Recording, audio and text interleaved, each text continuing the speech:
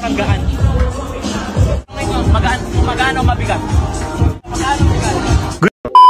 Good morning guys! May bagong Evo helmet na ilalabas ang Evo Helmet Philippines na kung saan dito natin ilalunch sa SM North EDSA Annex. Kaya naman pumasok na ako ng mall at syempre may nakasalubong tayong mga followers natin dito which is vloggers kaya nag-advise tayo ng konti at ayan pagpasok natin dito sa backstage, binigyan ako dito ng isang t-shirt na gagamitin natin ngayong event at syempre yung stickers ay papamigay natin sa mga fans natin. Kaya naman sinuot ko na agad ang t-shirt na binigay sa atin at syempre pumirma muna tayo ng mga posters para naman sa mga fans natin ng mga nag-aabang yan. At eto naman ang mga seatmates natin ngayon. Eto si Motoronda, syempre si Team Katagumpay. At syempre namigay muna tayo ng mga konting stickers bago nagsimula kasi hindi nga tayo late dito. At in a minute, eto na magsisimula ng ating event. At syempre, unang pinakita dito kung paano yung testing na ginawa sa Evo helmet. Ito yung tinatawag nilang stress test kung saan dito malalaman kung gaano ba katibay ang isang helmet na to. At itetesting to kahit sa ang anggulo ng helmet to at malalaman kung makakapasa ba siya sa certification na kung saan dapat meron ng isang helmet para mabenta siya sa merkado. At ito ang ECE at marami pang iba. At ito ang Evo Carbon S na kung saan ginagamit sa Asia Road Racing Championship. At dito naman nakatanggap tayo ng plaque of appreciation mula sa Evo Helmet Philippines at Team Graffiti kaya maraming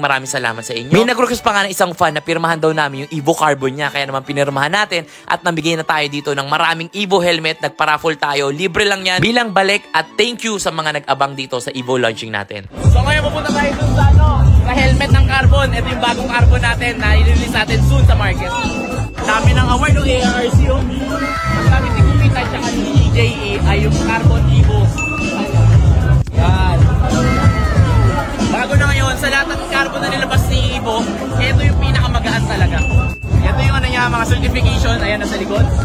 Tapos kita nyo guys, wala na siya dual visor kaya sobrang gaan din niya.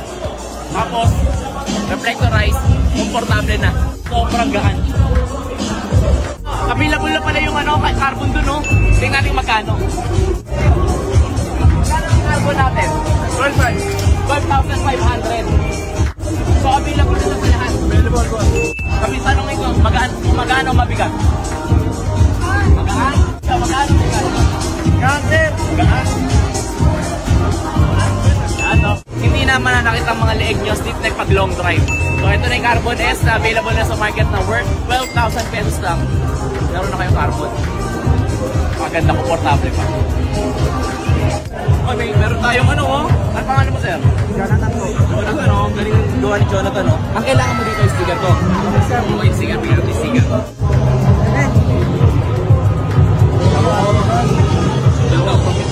Salamat, sir, ha. Napakaganda rin yung po. At konting pirma-pirma na lang tayo ng helmets at dito malalaman kung paano ba manalo ng Evo helmets. Eto, pakinggan nyo.